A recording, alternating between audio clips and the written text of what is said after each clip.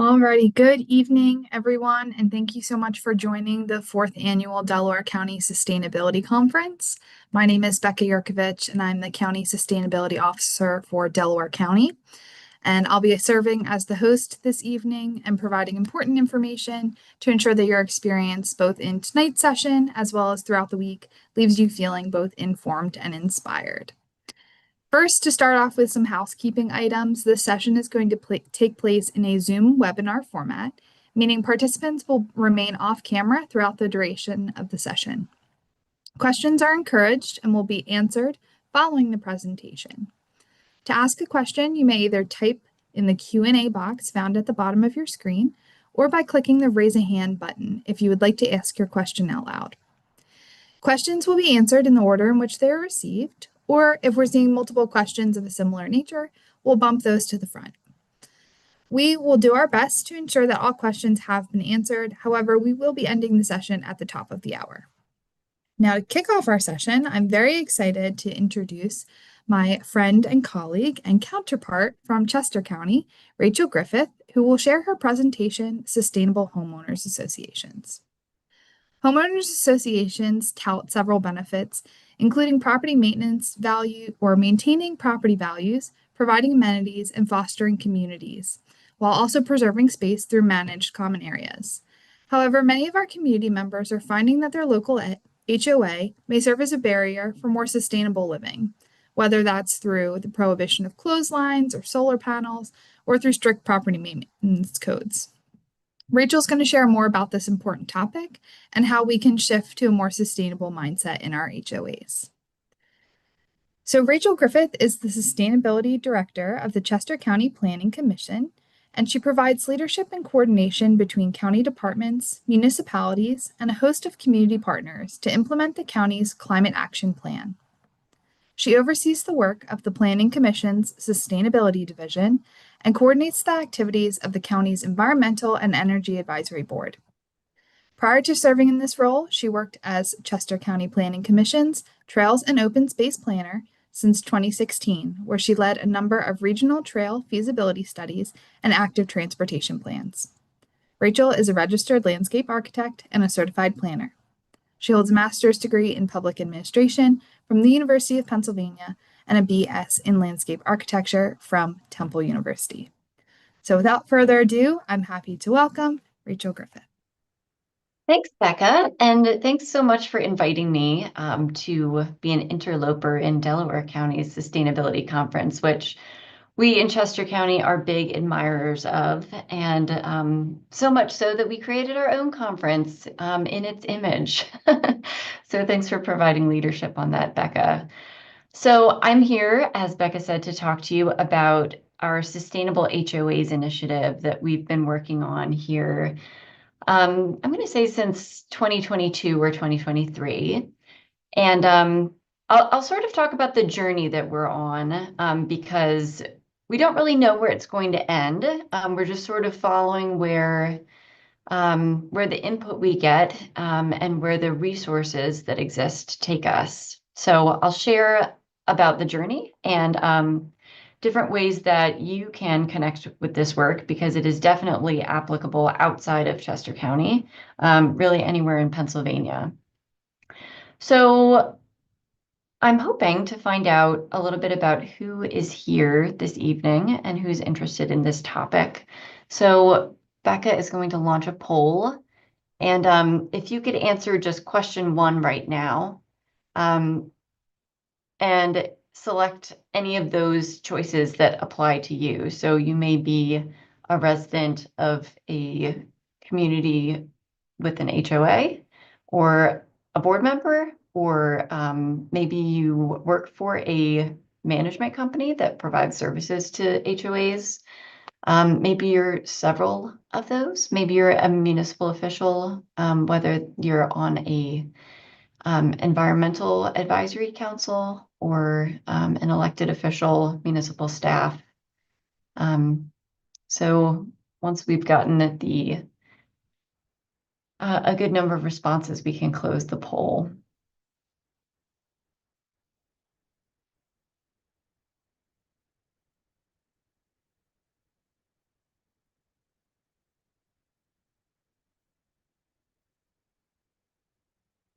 How's it looking, Becca?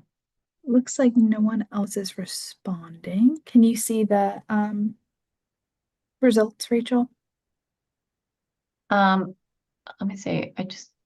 I cannot. Would you mind just sharing what they are? Sure. So we have about 78% of folks on tonight are residents of a community with an HOA. We have one member who is actually on the board of their HOA. We have one member who is a municipal official, and about 44% are members of the EAC or advisory committee in their community. Okay, that's great. Good to know. Thank you for humoring me and participating in that. So first, I want to talk a little about why Chester County is involved in this at all. So um, our main role at the Planning Commission is to support our 73 municipalities in implementing good land use policy. And so whether that's through their comprehensive plans or zoning ordinances or other types of plans, um, that's our main function. But HOAs are really like another level of government below municipal government that there really isn't a lot of attention paid to and resources going towards. But they control a lot. So in Chester County, about half of the housing units in the county are in communities that are run by homeowners associations. So that could be, we don't know what percentage of the population is, but just imagine it's half the population. Um, and and I think that it's kind of higher in Chester County probably than in Delaware County because we sort of developed later as HOAs were more in vogue. We had a lot of development in the 80s and 90s and early 2000s. Um, and so a lot of that development was turned into communities with homeowners associations. So there is a growing interest from people like you who are wanting to have an impact in their own personal lives to have a positive outcome for our environment. And so HOAs, through their regulations that residents are beholden to, can sometimes unknowingly restrict sustainable practices. So if somebody wants to compost in their backyard or convert some of their lawn to something that's less maintenance intensive or wants to install solar panels, these types of activities are often either discouraged or prohibited in documents that HOAs have. And then, so that's from a resident perspective. From a land perspective, most of these, if not all of the homeowners associations, are responsible for maintaining open space that their residents have access to. Maybe it's used for recreation, maybe it's conservation land.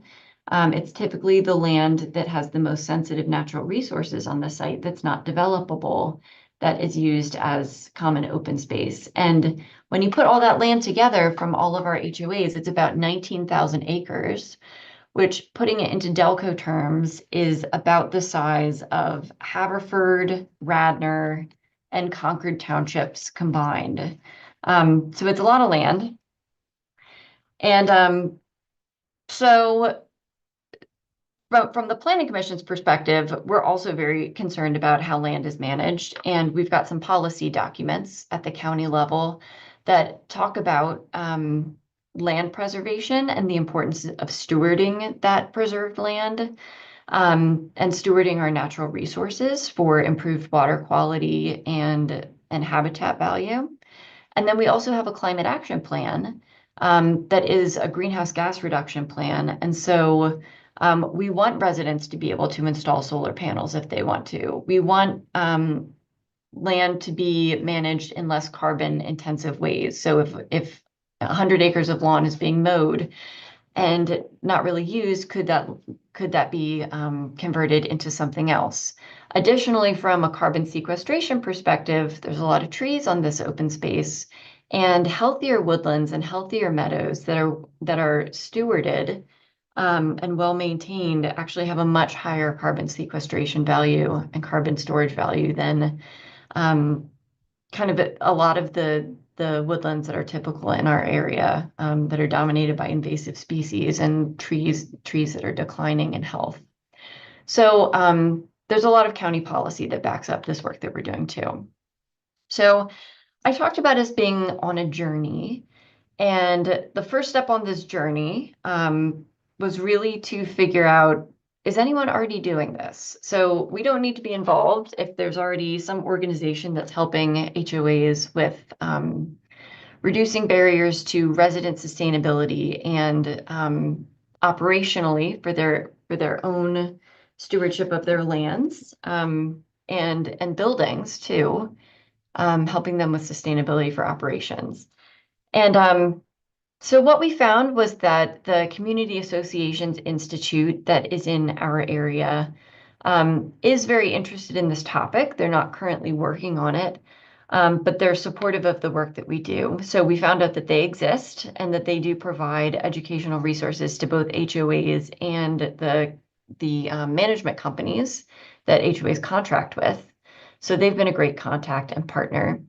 But we did find a program out of the Sustainable Maryland, which is each state has its own kind of sustainability program that's geared towards municipalities. And in Maryland, they only have county governments and they have a lot of unincorporated land. And so they have actually focused on creating a certification program for homeowners associations and community associations. And we have talked to them at length and borrowed significantly from their program, because why recreate the wheel when there is a successful program that's already out there? So what we've been doing was definitely informed by the successes of the Sustainable Maryland program. But we really ultimately found that nobody is working in this space in sort of a concerted way to create a program around sustainability for HOAs.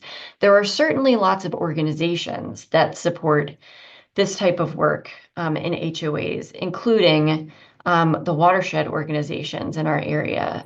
They often partner with HOAs to do riparian buffer plantings or stream bank restoration projects or lawn to meadow conversion projects, and are a great resource for HOAs to do that kind of work. Similarly, the Conservation District works with homeowners associations on those types of projects. Land conservancies sometimes provide technical assistance and consulting for HOAs and the open space in them. And then there's other sort of more policy and technical assistance oriented organizations like Penn State Extension that provides a ton of educational resources, and they have educators who can be deployed to different community organizations about all of these different topics that we're talking about, as well as the various advocacy organizations for renewable energy, Solar United Neighbors in particular in this case. So we brought all these organizations together who are already working with different HOAs in kind of a opportunistic, scattered kind of way. But they have experience working with these organizations, and we wanted to understand what resources are out there that we could help connect HOAs to. What have been some of the barriers that they've hit when working with HOAs, and what are some of the opportunities? So that informed our work to sort of go out to HOAs and find out what the story is from them and what they are interested in and what they believe the barriers to implementing more sustainable practices to be.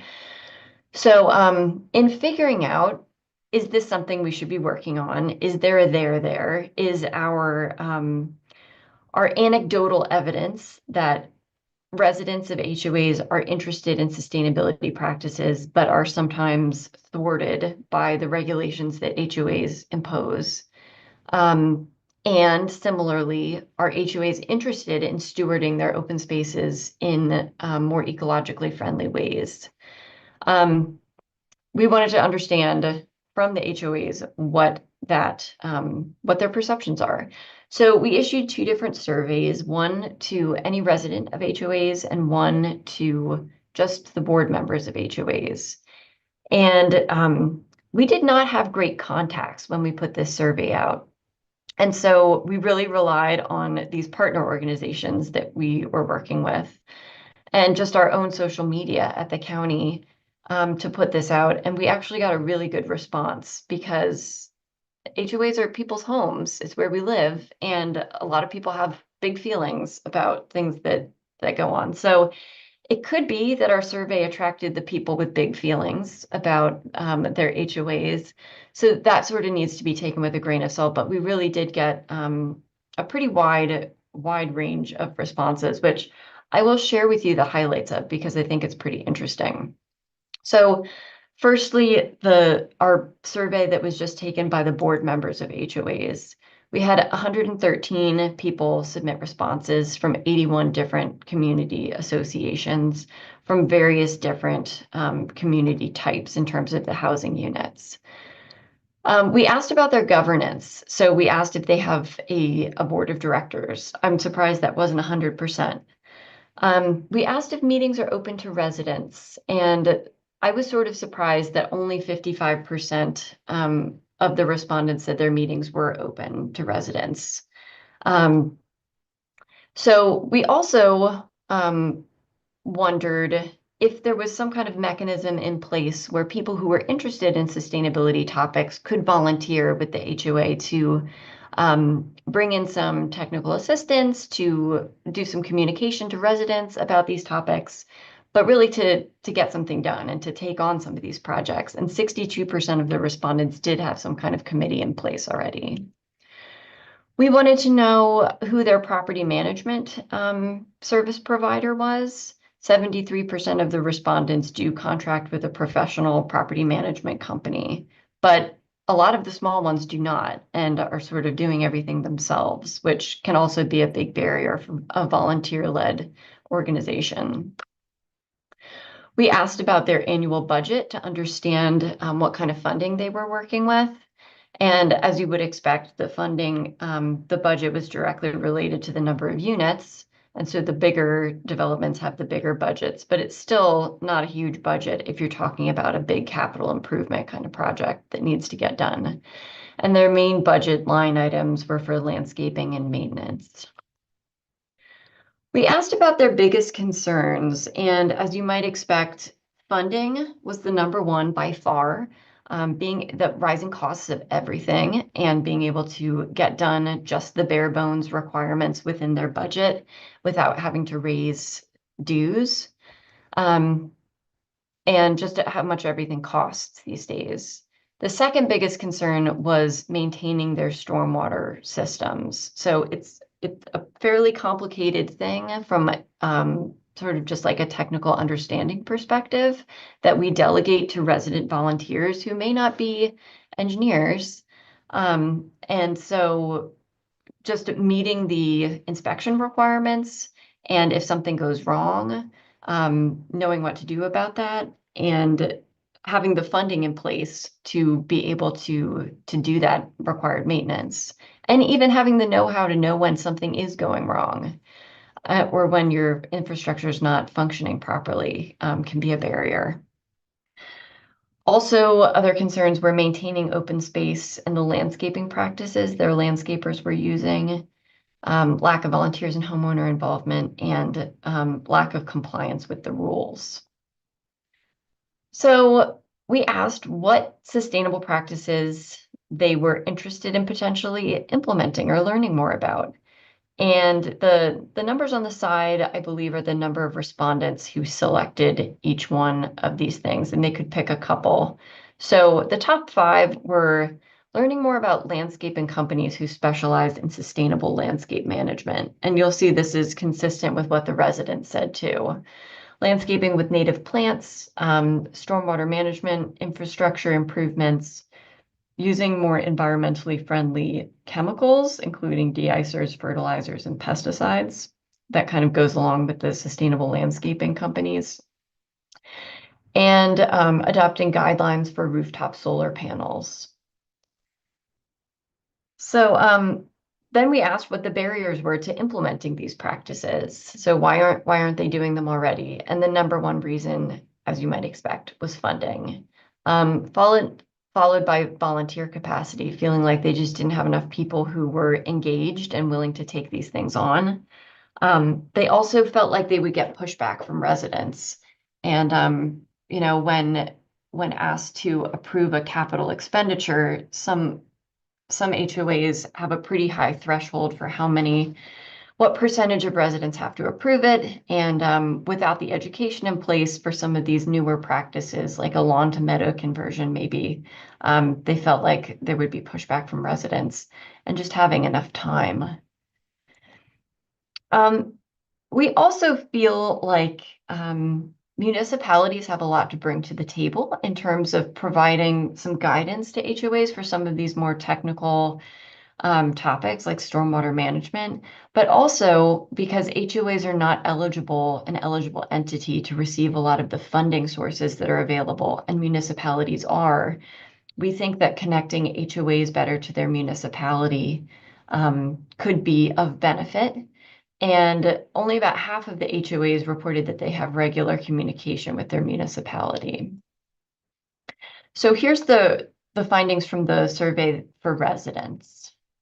So we had 744 responses from about 100 different HOAs, including some in Delco.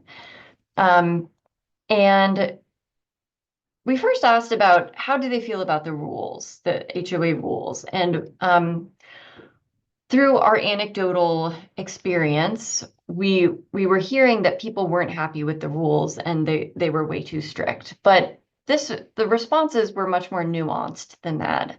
And so this is a little hard to read, but ultimately the takeaway is that it was roughly half and half. Half the people who responded felt like the rules were either just right, they were happy with the rules, they reflected what the residents want. Maybe they could use some adjusting or tweaking, but by and large, they were okay. And then the other half felt like the rules don't reflect what people want. They're not enforced consistently, or they're too strict, or they're too lenient.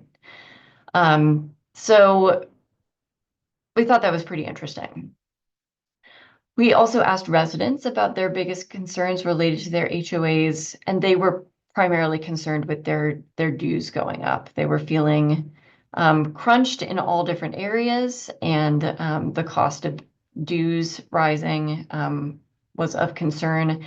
A lot of people said they felt like dues were going up and they weren't getting any value for that increase in dues. But as we all know, costs are going up all over the place. People were concerned with landscaping disputes that were already happening and felt like they could be exacerbated with more leniency on how people can do landscaping in their yards. And there was a lot of concern about how the rules are being enforced, whether some people felt targeted, like they were being targeted for not following the rules, whereas other people were doing the same thing as them and not getting penalized. And some people felt like, people were getting away with everything and nobody was enforcing the rules. A lot of people were interested in rooftop solar and were feeling kind of irritated that they couldn't do it and were being restricted. And it was very common to hear people comment that there was bad communication between the HOA board and residents. And then so we asked the same question of residents, what sustainable practices are they interested in? And it was very close overlap with the board. A lot of people commented on feeling very wary of the pesticides and herbicides used by the landscaping company, and were interested in more environmentally friendly alternatives. They were interested in native plants, more sustainable landscaping companies, rooftop solar, and stormwater basin improvements. That's the top 5. So then we asked a couple questions about solar. First, we asked, does your HOA permit residents to install solar? And we asked that question for both residents and we asked the board. And a lot of people weren't sure, which I thought was interesting. And also about a third do not allow solar, or they allow solar only on the side of the roof that does not face the street. And then we asked what residents thought about solar panels. So a lot of the rules that restrict solar panels are for aesthetic reasons, that people don't want to look at them. And so we wanted to know, do people actually not want to look at solar panels? And so the first three of these bars are either neutral or positive about solar. So the biggest response, and people could choose any number of these that reflected their opinions. So the majority of people who responded didn't mind if other people installed solar, that if their neighbor wanted to get it, they didn't want to stand in the way. Many people were interested in solar themselves. And about the same number of people were either neutral or like the look of solar panels or do not like the look of solar panels. It was pretty similar. But what this showed, I think, was that people might not care as much as people did in the past when some of these guidelines were put in place. And then we asked some more qualitative questions about how the county could provide education on sustainability to HOAs and if that would be valuable. People thought that municipalities could demonstrate some of these practices to encourage the HOAs to take them on. People talking about costs and how these types of projects are often shuttled to the bottom of the list, and figuring out how to make these more fundable. And then somebody even said the county should sponsor an HOA summit. And I did not pay them to say that.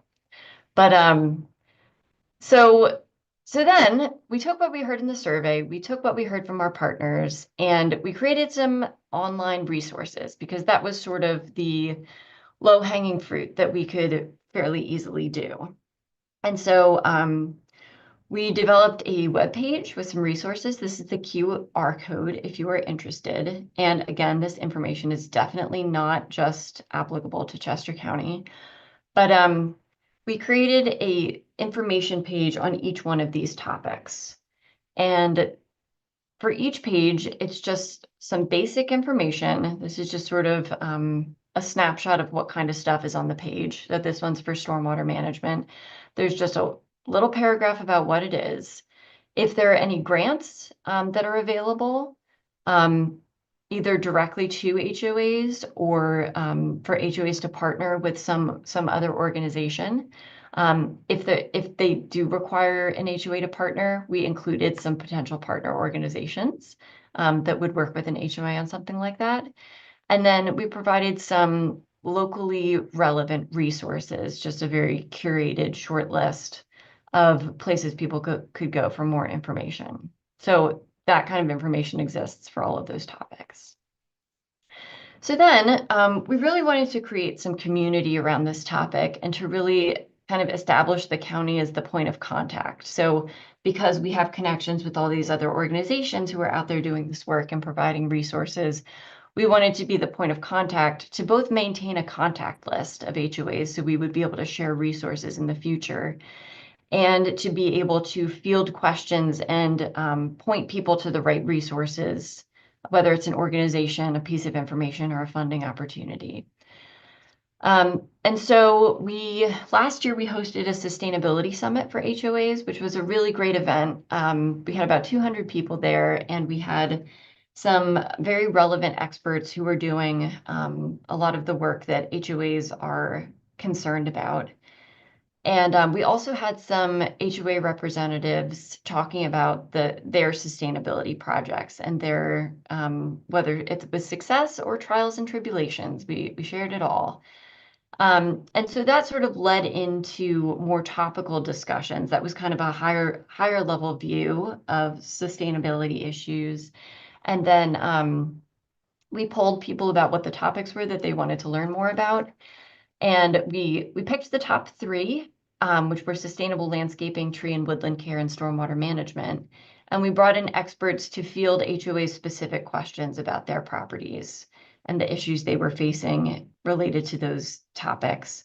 And then we had a fourth one of these virtual roundtables where we created a template that HOAs can use to create their own sustainability action plan. And we walked through how to use the template and what it could afford them.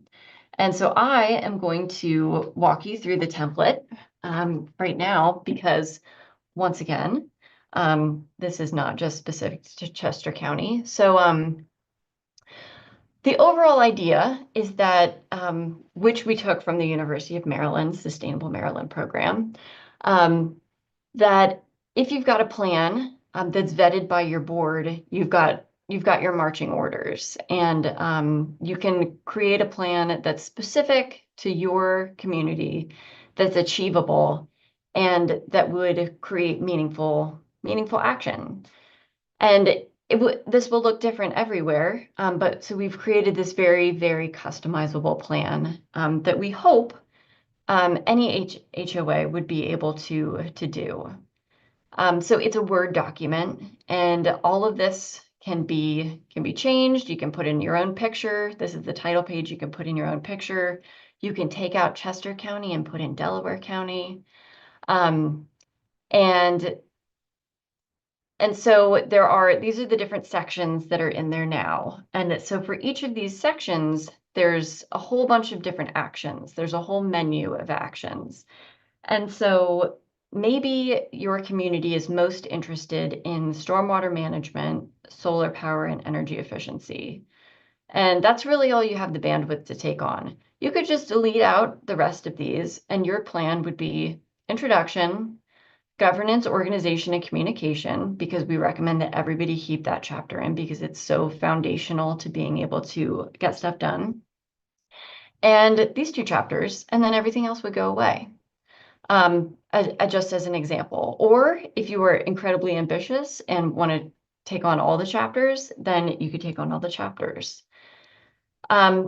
So there is a menu of actions that's an Excel file, and it shows all of the actions that are in this menu that you could potentially pick from to put into your plan. And they're organized by these different chapters. And each of the actions are, they fall into different categories, which I'll talk about in a minute. But the idea is that you go through the actions and pick which ones your HOA wants to try to do. And then you delete out all the rest. So this is sort of like the maximal approach, and you just pick and choose what you want to do and don't do the rest.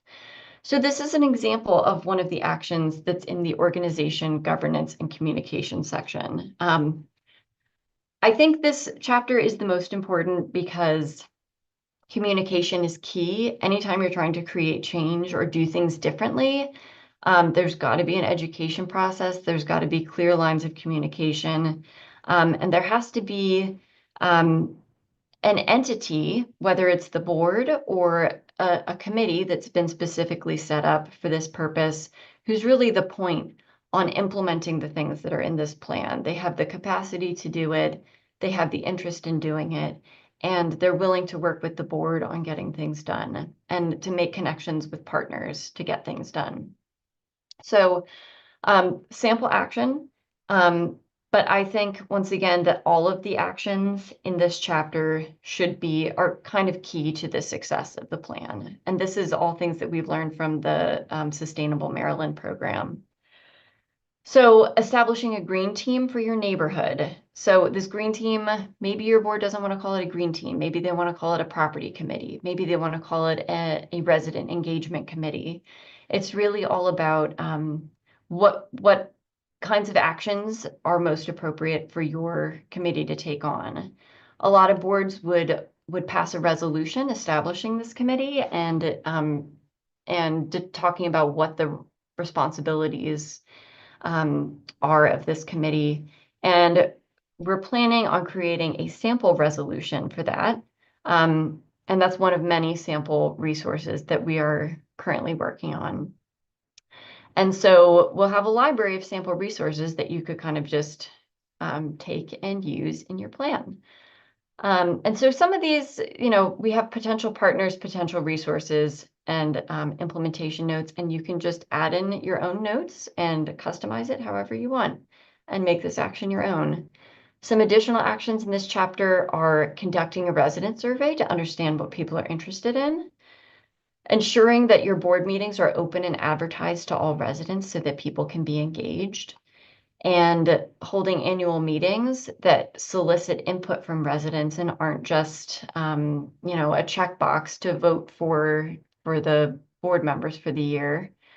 And to have a newsletter or some kind of communications where you can have educational articles, where you can get feedback from people, where you can share information about capital projects that dues are going towards, and really just have better communication with residents. So this is an example of some of the actions that are in one of the more technical chapters. This is from the stormwater management chapter. So in each of these chapters, there's this highlight section where you can inventory what's in your community. What do you have? What are you working with? And to have all that information in one place.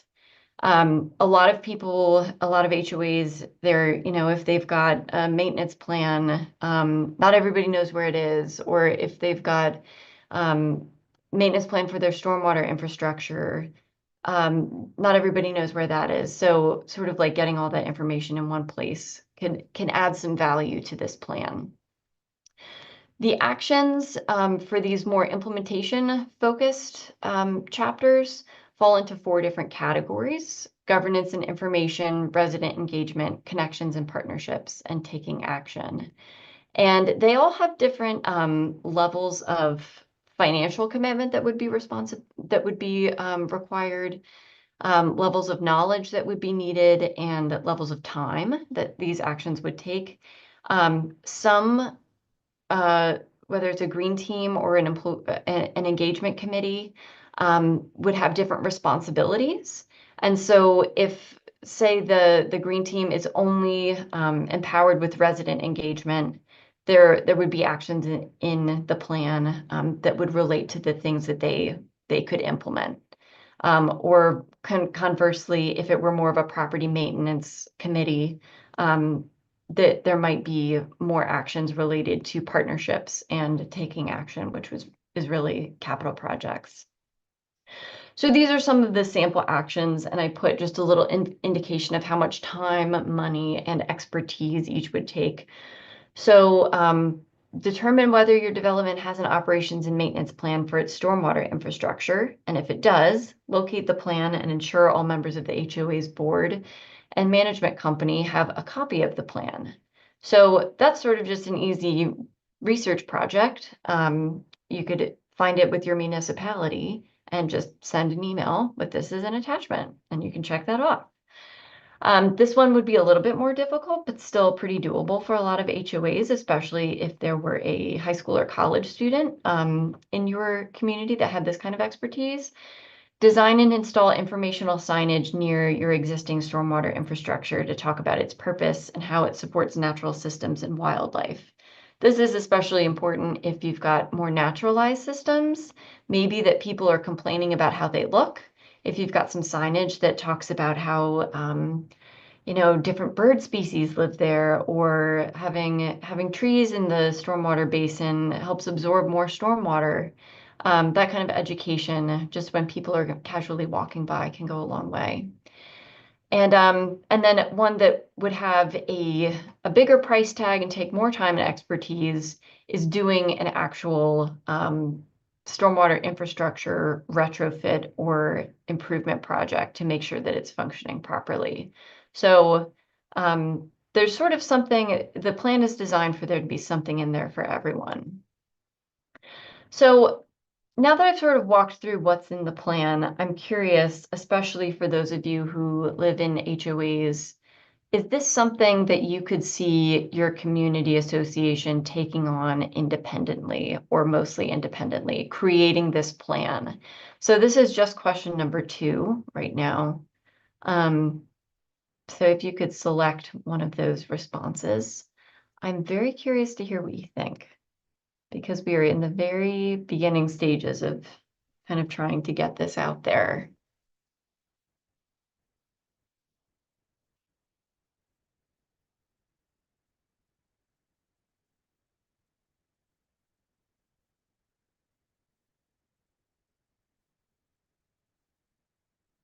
Like, I think you'll have to let me know what the responses are. We're waiting for some additional. We have about half participants right now. Waiting on just a few more.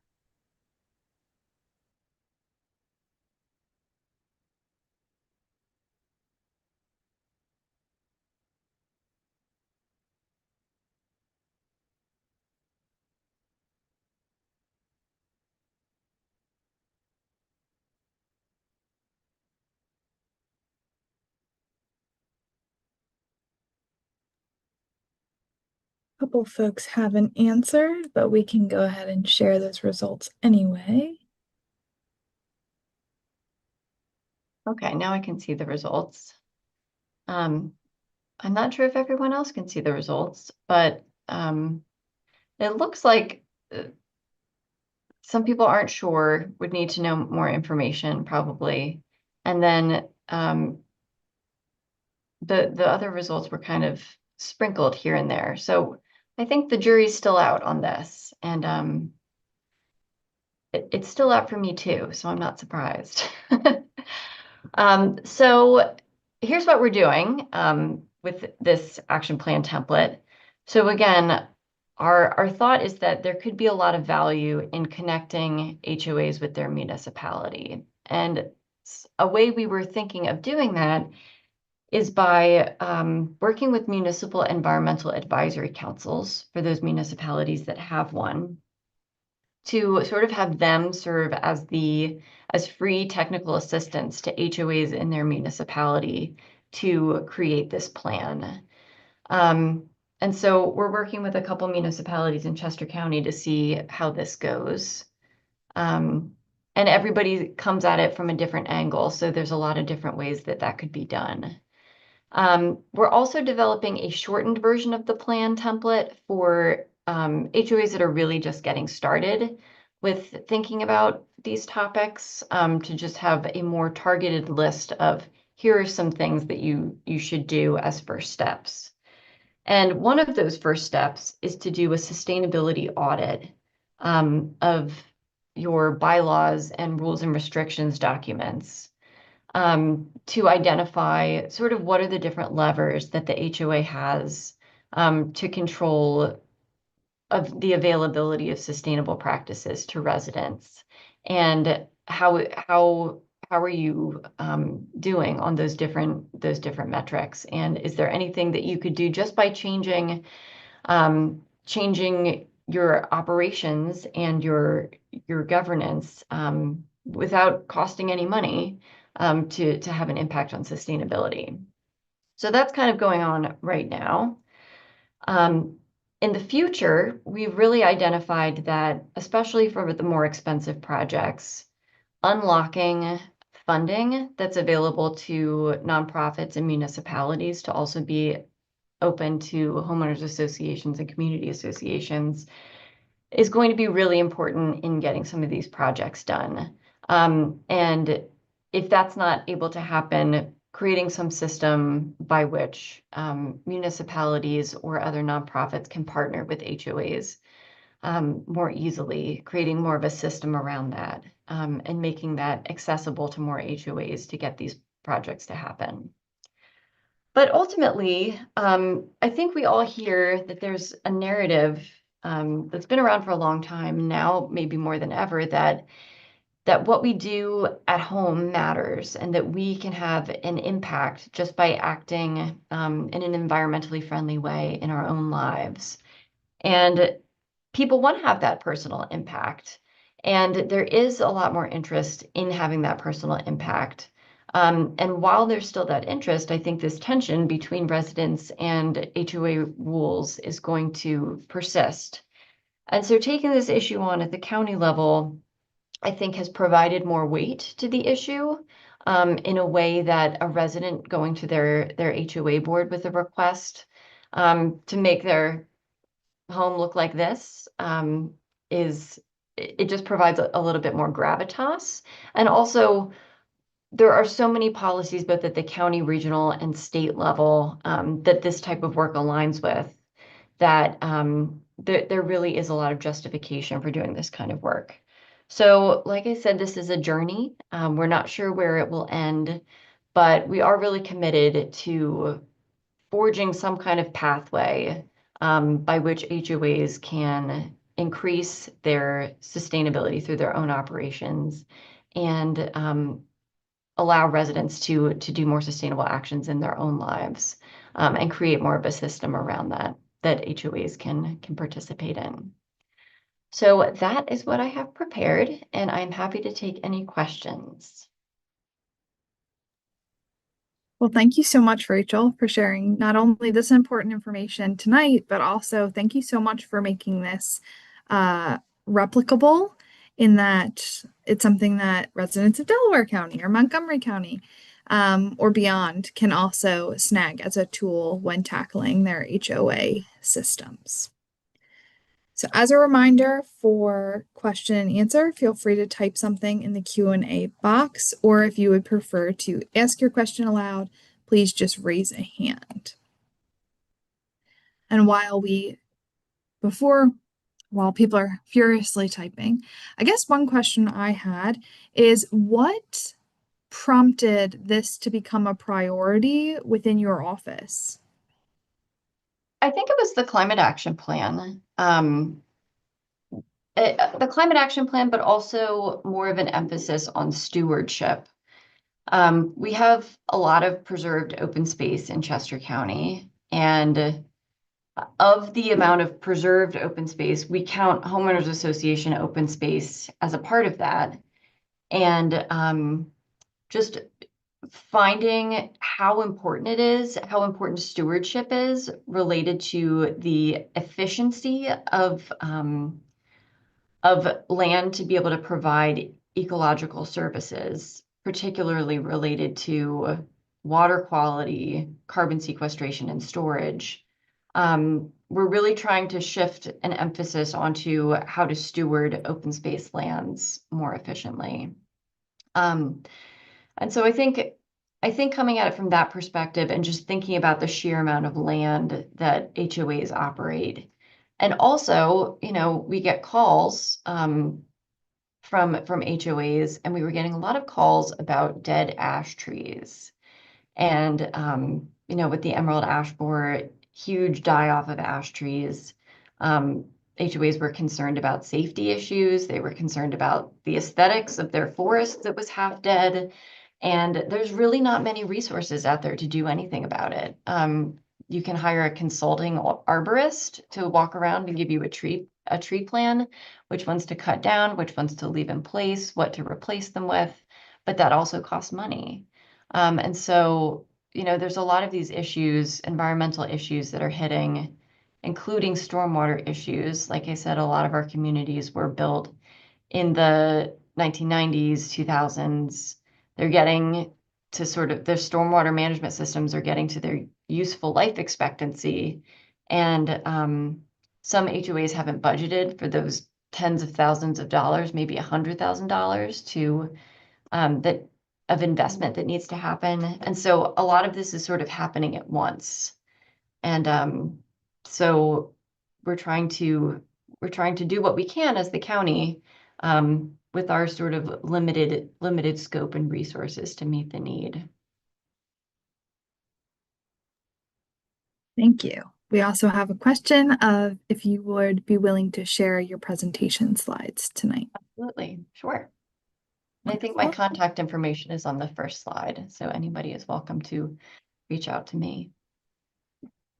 And I guess another question is there are definitely areas in Chester County that are still actively developing.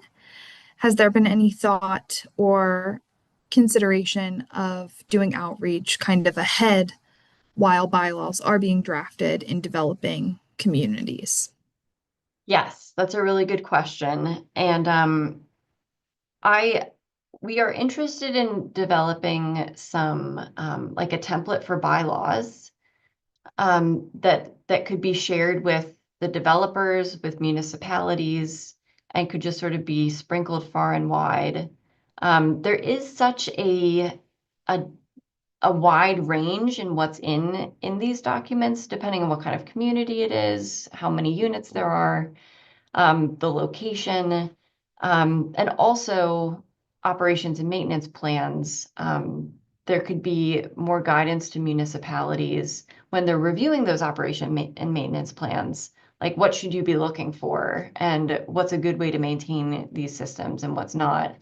By and large, it seems like the modern maintenance plans are pretty good, and are recommending more naturalistic treatment of landscapes, particularly of stormwater management facilities. Um, but that's definitely not always the case. And there's a lot of room for improvement. So it's something that's sort of like what we envision a future phase of this journey to be, but that could be impactful. Wonderful. We have a couple of questions popping in now. So from Josh Minzer, we do have the question, do you feel that most HOAs have been open and receptive to these kinds of discussions and possible sustainable changes? Um, I don't know, because we've sort of taken the approach of anyone who is interested is welcome to come to these this programming that we're doing, is welcome to use this template. We are definitely not trying to force anything on anybody. We recognize that there's definitely a large subset of people who are living in an HOA because they appreciate the aesthetic, they appreciate the rules, and they appreciate the lack of nuisances that are caused by, or perceived to be caused by some of these things. And and that's okay. Like, you should be able to live in that kind of community. But we also want to provide resources for people who want to do things differently. So we really aren't sort of having like a broad brush approach to reaching out to every single HOA and talking to them about this. We're really sort of putting this out there and seeing who comes to us with interest. But there have been a lot. Wonderful. We have a question from Leslie Byers, who says there's difficulty getting more interest in switching from Roundup type fertilizers to more sustainable ones. Are there any list of resources, costs, or where to reach out? Resistance is always cost, but want to present sustainable choices with possible costs. Yeah, so I think I would refer you to two different places. One is the Ecological Landscaping Alliance, and they have a list of members who many of them are landscapers.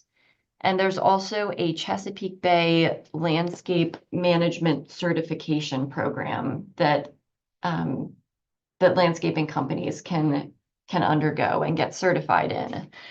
And both of these have an emphasis on more natural and less caustic chemicals being applied. So sometimes it may be that the best thing is to apply Roundup, but these companies who are certified will have the knowledge to know what are the different options, because so often there's just a standard protocol for fertilizer, pesticide application, herbicide application, and whether there's a need or not, it's June, this is the treatment you're getting. It's November, this is the treatment you're getting. It's part of the package. And so these other companies will at least know what the alternatives are. If you say, let's not use the Roundup, they'll say, okay, we'll use this other product. Maybe they'll use the horticultural grade vinegar or something like that instead of a more toxic product. So, and I believe that Penn State Extension also has some resources on fertilizers and pesticides, and that information is on that website that I shared earlier in the presentation that we created. There's a page on more sustainable de-icers, fertilizers, and pesticides. Wonderful. So we'll give it one more minute for questions, but while we do so, I am putting the links to organizations Rachael had mentioned in our chat. So please feel free to click on those and save. So any last minute questions?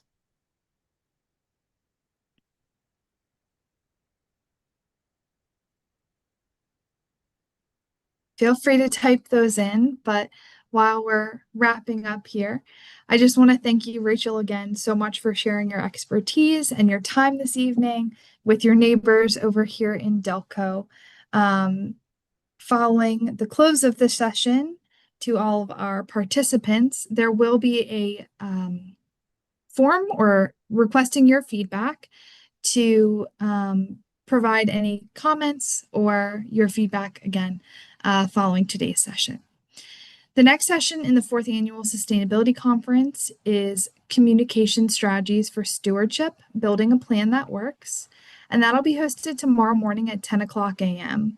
If you did not sign up prior, please visit www.delcopa.gov/sustainability/conference. And finally, while I have you for one final moment, we just want to invite all to participate in our closing keynote celebration on Saturday, June 4th at the Lazaretto in Tinicum. This event will include a breakfast and the keynote presentation from local meteorologist Glenn the Hurricane Schwartz.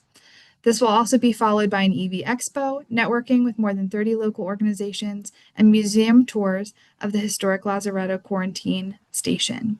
Walk-ins are welcome. So with no other questions in the chat or in the box at this time, just want to thank you one more time to Rachael as well as our participants this evening. And we hope to see you in additional sustainability events. Thank you.